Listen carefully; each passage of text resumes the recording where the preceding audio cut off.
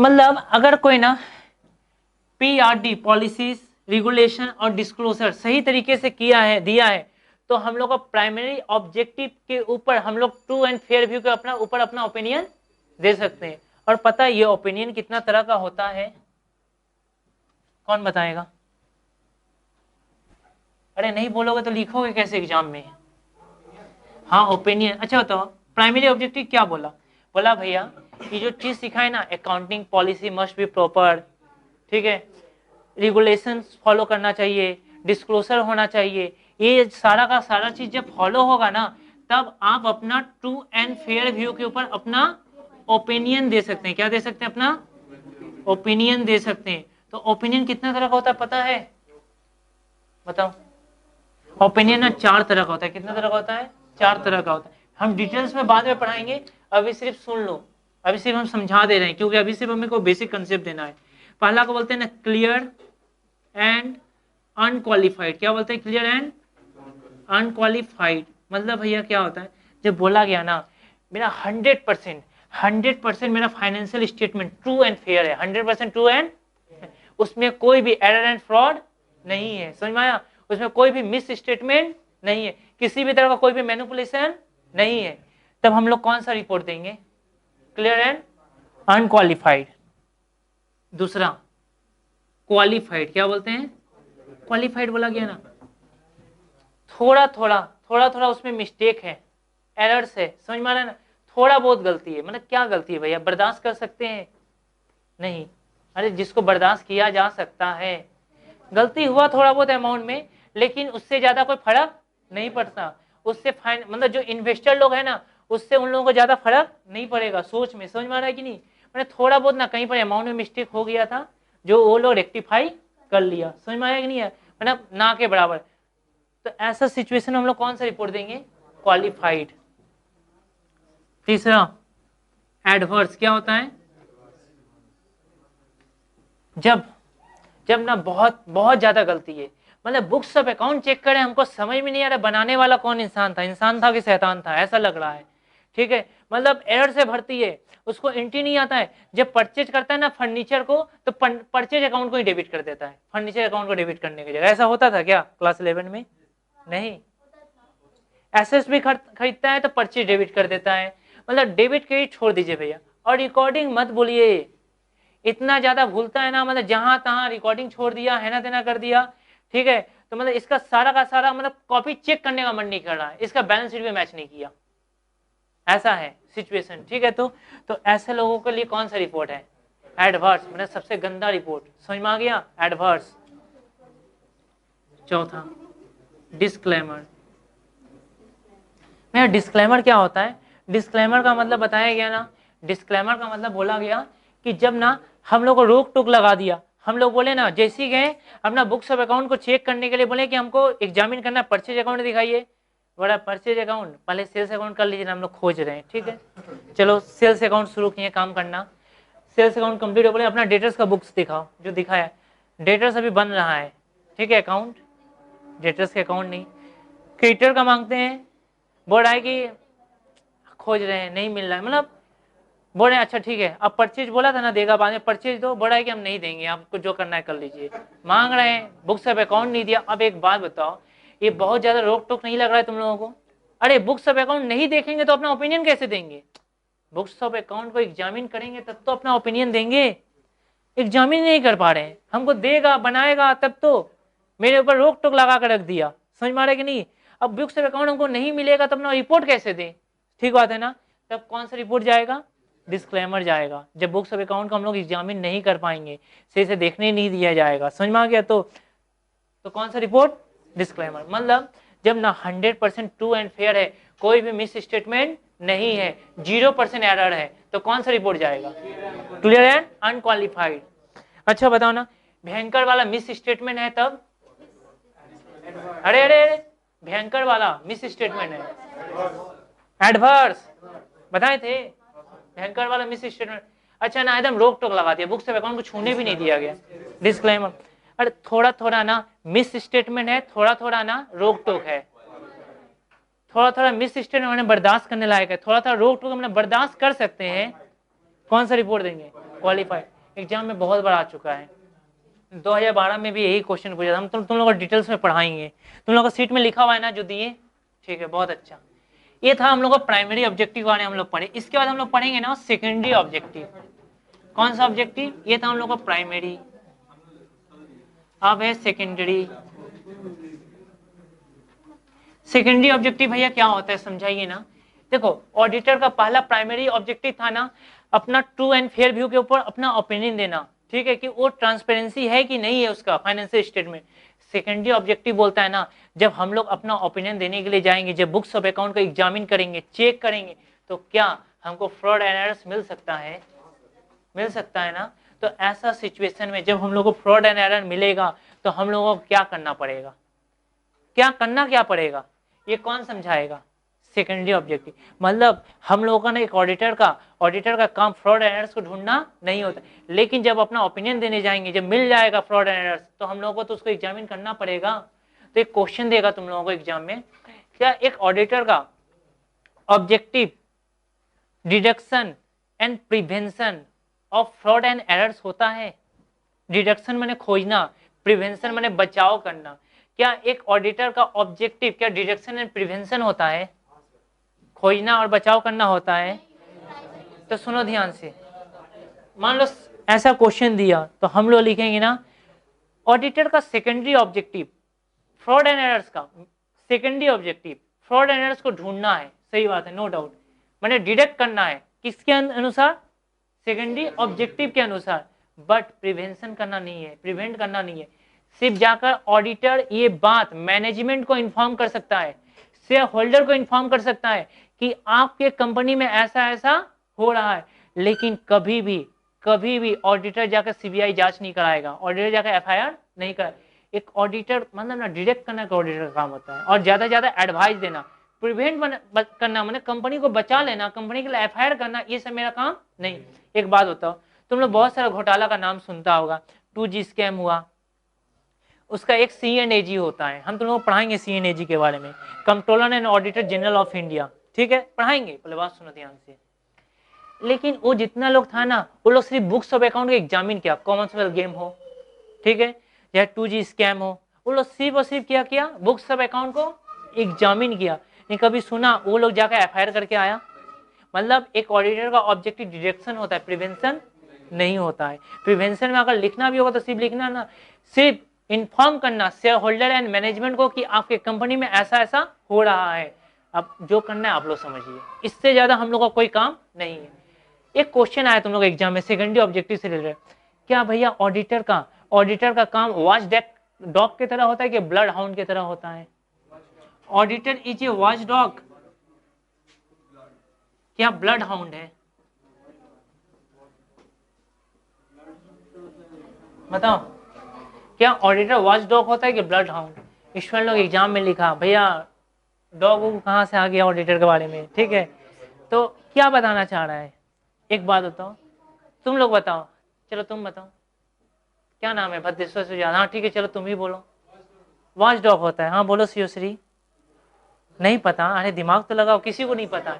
हाँ एक ना ऑडिटर का एक काम ना वॉच डॉग की तरह ही होता है। वेरी गुड, तुम लोग सही आंसर दिया। क्यों? मेरा काम एग्जामिन करना है, मेरा काम एग्जामिन करना है, ज्यादा से ज्यादा शेयर होल्डर मैनेजमेंट को इन्फॉर्म कर देंगे। मेरा काम देखो, ब्लड हाउंड का मतलब समझ में आ रहा है ना, झपटा मारना का मतलब हुआ शिकारी कुत्ता का तरह, मतलब समझ में लो कि मतलब उसके खिलाफ अगेंस्ट में एक्शन ले लेना, एफआईआर कर देना, सीबीआई जांच करवा देना, समझ में आ रहा है? तो ऐसा, लेकिन ये सब क्या मेरा काम है? हम लोग का ये काम है ही नहीं है। हम लोग का सिर्फ वॉच डॉग मतलब बुक्स ऑफ अकाउंट को एग्जामिन करो, अपना ओपिनियन दो, चार तरह का ओपिनियन है ना, अपना ओपिनियन देना मेरा काम है, और इन्फॉर्म कर देना, बस। इससे ज्यादा हम लोग का कोई काम नहीं है। समझ में आ गया? सेकेंडरी ऑब्जेक्टिव के ऊपर कभी कभी लिखने देगा, हम तुम लोगों को सिर्फ थोड़ा सा नॉलेज दे दें सेकेंडरी ऑब्जेक्टिव को लेकर ना। भैया सेकेंडरी ऑब्जेक्टिव में क्या पढ़ना है हम लोग? है ना रीजनेबल क्लियर। हम लोग जब अपना बुक्स ऑफ अकाउंट को एग्जामिन करते हैं ना, बोला गया सेकेंडरी ऑब्जेक्टिव के अंदर एक चार्टर्ड अकाउंटेंट कभी भी किसी कंपनी का जाएगा बुक्स ऑफ अकाउंट को एग्जामिन करने के लिए, तो रीजनेबल केयर के साथ अपना ऑडिटिंग करेगा। कैसे करेगा? रीजनेबल केयर भैया क्या होता है, एक बात बताओ, हम क्या किया ना, एक सीए किया ऑडिट करने के लिए, 10,000 वाला डेटा ना चेक कर दिया, और जो करोड़ों करोड़ रुपया का डेटा था उसको एग्जामिन नहीं।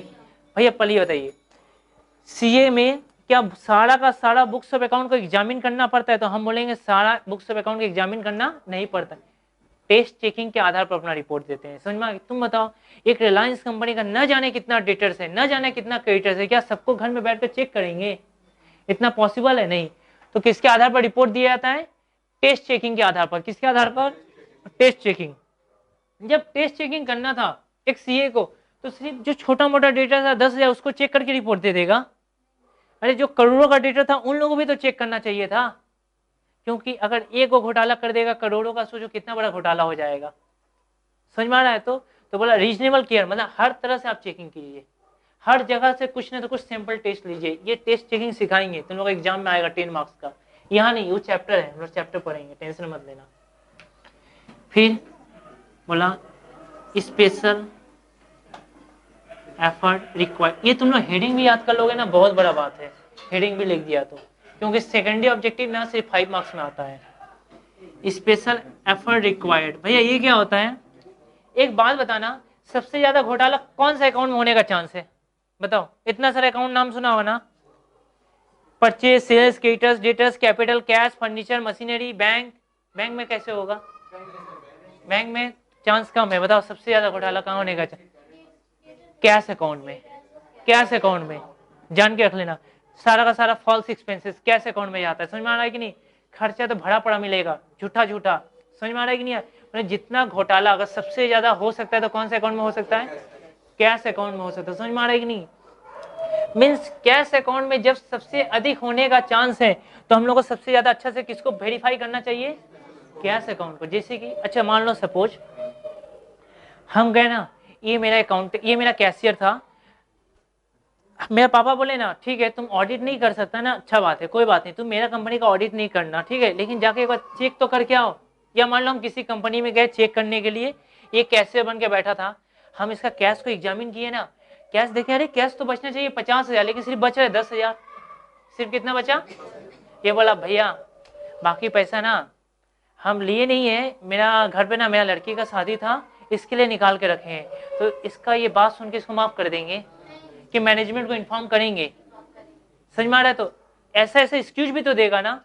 तो जब मेरा मैच नहीं करेगा, देखो छोटा मोटा अमाउंट रहा, बर्दाश्त करने के लायक, हो सकता है एरर्स हो गया हो, तो ठीक है चलेगा। इतना बड़ा बड़ा घोटाला करके रखेगा, तब तो किसको इन्फॉर्म करेंगे? मैनेजमेंट को। भैया क्यों? एक्यूरेट मैच नहीं करेगा तो क्यों नहीं इन्फॉर्म करेंगे? तुम लोग कभी सीएससी का बिल जमा करने गया है? कभी गया है ना? कभी ऐसा होता है ना कि बिल कुछ रीजन से उन लोगों का ना मिस मैच हो जाता है, ठीक है, तो कभी जाकर देखना, एक केस हुआ था जिसे मेरा एम्प्लॉय जो मेरे घर पर रहता है ना, काम करता है, वो लड़का का बिल में गड़बड़ कर दिया, तो बोला ठीक है तुम रुको, लास्ट में हम लोग सब कैश काउंट करेंगे ना तब। वो जैसे वहाँ था ना, देख रहा था, फिर हम वहाँ पर तुरंत पहुंचे कि क्या बात है, उसको रोक दिया। किसी का ना बुक्स ऑफ अकाउंट मैच नहीं कर रहा है, क्योंकि वहाँ ना कैश ट्रांजेक्शन था, ओपनिंग बैलेंस कितना था, कितना रिसीव किया, कितना पेमेंट किया, देखो कंप्रोमाइज में पकड़ में आ जाता है तुरंत। तो इसमें थोड़ा एरर्स हो जाता है, इसलिए छोटा मोटा एरर था तो कोई दिक्कत नहीं, लेकिन कोई बड़ा एरर है, ऐसा एक्सक्यूज दे तब जरूर इन्फॉर्म करो। समझ में आया? अब मैनेजमेंट समझे। तो स्पेशल एफर्ट किस में देना है? जहां जहां ज्यादा चांसेस है, जैसे कि कैश अकाउंट में, एक एग्जांपल दिए। तीसरा भैया सस्पिशियस, जहां मेरे को डाउट लग रहा है, हमको डाउट लगा, जैसे कि इस अकाउंटेंट को देख कर समझ गए कि यहाँ पर डाउट है, मतलब इसको जो जो डिपार्टमेंट दिया गया होगा ना, उसी डिपार्टमेंट को अच्छा से वेरीफाई करो। सही बात है ना? जिस जिस अकाउंट में डाउट लग रहा है उसी अकाउंट को ज्यादा चेक करो, जो जो मैनेजमेंट में बैठा है ना उन लोगों से बात करो क्या प्रॉब्लम है। और देखो स्पेशल एफर्ट भी कहाँ दिया जाता है? जहां पर डाउट होता है। देखो पहला बात सुनो, स्पेशल एफर्ट का एक एग्जांपल दिए हम, कैश अकाउंट। क्या एग्जांपल दिए? Cash account. लेकिन मान लो कहीं पर कॉमनवेल्थ गेम हो रहा है, अब तो सबको आगे ही पता चल गया, यहाँ पक्का घोटाला हो ही चुका है, पता चल चुका था लगभग सबको। ऐसा केस में क्या करना है? वो लोग सारा गड़बड़ ना एसेट्स में भी किया होगा, सही बात है ना, क्रेडिटर लोगों को पेमेंट करने में भी किया होगा, ठीक बात है ना। तो ऐसा केसेस में यहाँ डाउट है, तो वहां पर मेरा स्पेशल एफर्ट बढ़ जाएगा, बुक्स ऑफ अकाउंट को ज्यादा एग्जामिन करेंगे, रिलेटेड अकाउंट को खोजो, ठीक है। चौथा क्या होगा भैया? हाँ, जैसे कि डिप्लेट अगर कंडीशन है तब। डिप्लेट का मतलब जैसे कि ना, अगर मेरे को ना, तुम लोग बता दें, कंपनी का ओरिजिनल ओनर ना शेयर होल्डर होता है। कौन होता है? हम तुम लोग को समझाएंगे। डिप्लेट का मतलब ना, अगर मान लो एम्प्लॉय लोग आपस में घोटाला किया, कुछ चोरी चमारी कर लिया, तो देखो इसको पकड़ना पॉसिबल है, क्योंकि अगर मैनेजमेंट ऊपर से स्ट्रिक्ट है तब। लेकिन पता है मैनेजमेंट ही ऊपर से मिला हुआ है, मैनेजमेंट ही चोर है। ऐसा मैनेजमेंट कौन रहता है पता है? बड़ा बड़ा कंपनी में बोर्ड ऑफ डायरेक्टर्स, यही लोग असली चोर लोग बैठा हुआ है। ठीक है, ऐसा सिचुएशन में, ठीक है, जैसे 2G स्कैम हुआ, ऐसा ऐसा कंडीशन में पूरा मिनिस्टर लोग सब मिला हुआ है, ऐसा केसेस में अब तुम बताओ क्या करना चाहिए? तो बोला गया भैया ऐसा केस में जब मैनेजमेंट मिला हुआ हो ना, आपको आगे से लगे यहाँ पर होना ही होना है ऐसा, तो वहां पर ना टेस्ट चेकिंग ही नहीं, जो रीजनेबल क्लियर लिखे थे ना, टेस्ट चेकिंग होना चाहिए। अगर ऐसा डीपनेट सिचुएशन है तो 100% चेकिंग कीजिए। कौन सा चेकिंग कीजिए? इसीलिए हम तुम लोगों को बता दें, गवर्नमेंट कंपनी लोगों का ना 100% चेकिंग होता है। ठीक है, बाकी लोगों को तो छूट दे देता है, बट गवर्नमेंट कंपनी है ना, जानते वहां घोटाला होगा, 100% चेकिंग करो। 2G स्कैम में ना 100% चेकिंग शुरू हो गया। समझ में आ रहा है? तो स्पेशल एफर्ट को बढ़ा दो, जरूरत पड़ता है कि हर एक बुक्स ऑफ अकाउंट को देख लो, हर एक डिपार्टमेंट को चेक कर लो। और वहां तो जब डीप प्लेट होगा तो सस्पिशियस उसके अंदर ही आ जाएगा। ये थोड़ा मिला जुला हुआ वर्ड है। ठीक है, उसको एक बार तुम लोग पढ़ना, हम क्वेश्चन का नंबर हम टिक आउट करवा देंगे, उसके बाद क्वेश्चन कैसे लिखना है, आंसर, वो सारा सारा चीज तुम लोग को सिखाया जाएगा। ठीक है, ये था हम लोग का सेकेंडरी ऑब्जेक्टिव। इतना समझ में आ गया तुम लोगों को? ठीक है, तो लेकर अच्छा मान लो सपोज हम लोगों का देश का बात है, राष्ट्र के हित के लिए ऐसा काम करना है। ठीक है, तब क्या हम लोग कोई भी सीक्रेट इंफॉर्मेशन जो भी उस कंपनी का है, क्या किसी और कंपनी, किसी भी दूसरे क्लाइंट को इन्फॉर्म कर सकते हैं? बता सकते हैं? अब बताओ, क्या ऐसा किया जा सकता है? हाँ बोलो। और बहुत सारे स्टूडेंट बोला भैया किया जा सकता है। ठीक है, तो सुनो ध्यान से, एक बात बता दें, ध्यान से सुनो। ऐसा हम लोग नहीं कर सकते हैं। अगर वो देश का भी बात रहा ना, राष्ट्र हित का भी लिए रहा, तब भी तुम कोई भी इंफॉर्मेशन लीक नहीं कर सकते। क्यों? ध्यान से सुनना। रीजन ये, एक बात बताओ, कसाब का नाम सुना है? कसाब याद आया ना? आतंकवादी, मुंबई हमला का, उसको जिस जेल में रखा गया था, ठीक है, वो इतना ट्रेंड हो गया ना कि मराठी भी बोलने शुरू कर दिया, वोटर कार्ड भी बन गया। ऐसा हुआ था। तो वो जो कसाब था, अपना लॉयर, अपना एडवोकेट को, ठीक है, अपना सारा का सारा इंफॉर्मेशन बता दिया होगा? नहीं। अरे उसका जो लॉयर था उसको नहीं बताया होगा हम किस रास्ता से आए होंगे, हमको कौन भेजा होगा, किस मकसद से भेजा था, कौन कौन सा हथियार दिया गया था, मेरे साथ कौन कौन लोग मिला हुआ है, सारा का सारा इंफॉर्मेशन अपना लॉयर को इन्फॉर्म कर दिया होगा। मतलब पुलिस चाहता तो उसका लॉयर को लेके जाता, 3rd डिग्री टॉर्चर करता, और उसका लॉयर सारा का सारा बात बता देता, काफी आसानी से प्रूव हो जाता, कोई प्रॉब्लम ही नहीं होता। सही बात है ना? लेकिन क्या ऐसा किया गया? क्यों? क्योंकि कुछ ना लॉ बोलता है, लॉ का कहना है आप ऐसा किसी का कोई भी सीक्रेट इन्फॉर्मेशन इन्फॉर्म नहीं कर सकते। इसीलिए वो लॉयर भी जाकर बता नहीं सकते। अगर वो ऐसा इन्फॉर्म कर दिया ना, हाँ अच्छा होता, कर देता तो हम लोग का देश का भला हो जाता, सिर्फ उसका लाइसेंस कैंसिल हो जाता। ठीक है, उसी तरह से सीए ना चाहकर भी ऐसा क्लाइंट का कोई भी बात किसी दूसरे क्लाइंट को इन्फॉर्म नहीं कर सकता। इस करने सकेगा, लेकिन इसके लिए कंडीशन है, उसको क्लाइंट से परमिशन लेना पड़ेगा। किससे? क्लाइंट से। नहीं तो आईसीएआई को इन्फॉर्म कर परमिशन लेना पड़ेगा, तब वो कोई भी क्लाइंट का इंफॉर्मेशन किसी और को इन्फॉर्म कर सकता है। नहीं तो वो राष्ट्र का हित का भी बात रहेगा ना, देश का भी बात रहेगा, तब भी हम किसी को इन्फॉर्म नहीं कर सकते। ठीक है, ये था कॉन्फिडेंशियलिटी। चौथा पॉइंट बताओ ना, जैसे कि मान लो ऑडिट प्लानिंग। एक बात बताना, ऐसे 200 का कहना है ना, जब किसी कंपनी का ऑडिट करने जाते हैं हम लोग, अगर उसका फर्नीचर का बिजनेस है, किसका बिजनेस है? फर्नीचर का, तो आगे से डिसाइड क्या करेंगे, उसका परचेज बुक में देखना कितना वुड परचेज हुआ, कितना रिटर्न हुआ। सेल्स बुक में देखो कितना सेल हुआ फर्नीचर, कितना क्रेडिट सेल है, कितना कैश सेल्स है। सही बात है ना? कि जाकर बोलेंगे डिपॉजिट कितना हुआ, पेमेंट कितना हुआ। ये तो बैंक में काम होता है ना। मतलब बैंक में जब ऑडिट करने जाना है तो बैंक की तरह सोच के जाना है। इंश्योरेंस कंपनी जाएंगे तो इंश्योरेंस कंपनी की तरह कितना पॉलिसी आया। जब फर्नीचर का जाएंगे तो फर्नीचर के बिजनेस की तरह सोच के जाएंगे। चाय का ऑडिट होता है ना, तो चाय की तरह अलग होता है ऑडिट। समझ में आया? तो किसका कैसे ऑडिट करना है, चाय का कंपनी नहीं होता है। ठीक है, किस तरीके से करना है ऑडिट, इसका प्लानिंग करना चाहिए कि जाकर डायरेक्ट बोलना चाहिए अरे तुम सेल्स बैंक को जाकर बोले तुम परचेज बुक दिखाओ, अपना सेल्स बुक दिखाओ, ऐसे कभी होता है? ऐसे कब हो सकता है मिस्टेक? जब हम लोग का प्लानिंग आगे से रेडी नहीं होगा तब। अच्छा, एक ऑडिटर के अंदर ना स्किल एंड कॉम्पिटेंस होना चाहिए। नहीं, ये क्या होता है? मतलब बोला, मतलब इतना नॉलेज होना चाहिए ना ऑडिटर के पास, ऑडिटर के पास इतना अधिक नॉलेज होना जरूरत है। जैसे कि एक बात बताओ, एक सीए क्वालिफाइड सीए चाहिए किसी का ऑडिट करने के लिए, क्वालिफाइड सीए कौन बन सकता है भैया? सीपीटी, आईपीसीसी, फाइनल, जो जितना रिलेवेंट एग्जाम होता है ना, वो सारा का सारा अगर वो लोग क्वालिफाई किया है, पास किया है उसको, तभी वो ऑडिट करने सकेगा, नहीं तो ऑडिट करने नहीं सकेगा। समझ में आया ना? जिसको तो इसको ऑडिट करने नहीं दिया जाएगा। इसके बाद बताओ ना और क्या है? डॉक्यूमेंटेशन बताया गया। डॉक्यूमेंटेशन, अरे आप अच्छी एक बात बताना, जब हम लोग ऑडिट करने जाएंगे तो ऑडिट करने में कभी कभी ना सालों लग जाता है, कभी कभी 3-4 महीना लगता है, तो सब चीज का कोई तो डॉक्यूमेंट होता होगा ना, उसको प्रिपरेशन एंड प्रेजेंटेशन बनाने का और प्रेजेंट करने का तरीका होता होगा, वो किस में लिखा रहेगा? डॉक्यूमेंटेशन में। ये सब पढ़ाएंगे कैसे होगा इसका? और बताओ ना। ऑडिट एविडेंस बोला गया, जब ऑडिट करने के लिए जाएंगे हम लोग को बहुत सारा प्रूफ मिलेगा, एविडेंस मिलेगा। ठीक है, ये लोग सही बोल रहा है कि गलत मिल रहा है, वो सारा का सारा एविडेंस को हम लोग संभाल कर रखेंगे। ठीक है, इसके बाद using the work of other, मतलब बताया गया ना। एक बात बताओ, एक हमको ना क्लोजिंग स्टॉक चाहिए, पता है किसका ऑडिट करने गए? कोयला का खान है वहां पर झारखंड में, वहां पर ऑडिट करने गए। एक बात, उस खान के अंदर कितना कोयला है? ऐसे झांक कर देखेंगे। सीए को समझ में आएगा क्या? क्या वहां पर एक्सपर्ट का जरूरत पड़ेगा?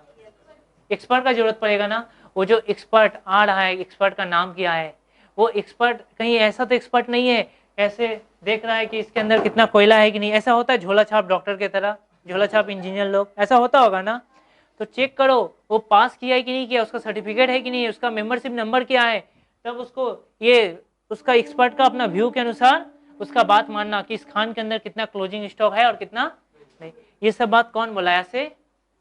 200। पहले बताओ, इतना समझ में आ गया तुम लोगों को? ठीक है, आज एक्चुअली ना यहाँ तक ही रहने दो, क्योंकि ना मेरे पास ज़्यादा इसमें प्लेस नहीं है। ठीक है, तो हमको दिक्कत हो जाएगा, क्योंकि मेरे को बहुत मेमोरी कार्ड इधर उधर करना पड़ेगा। ठीक है, हम तुम लोगों को नेक्स्ट क्लास ज़्यादा देर से पढ़ा देंगे। ठीक है, हाँ मिल जाएगा।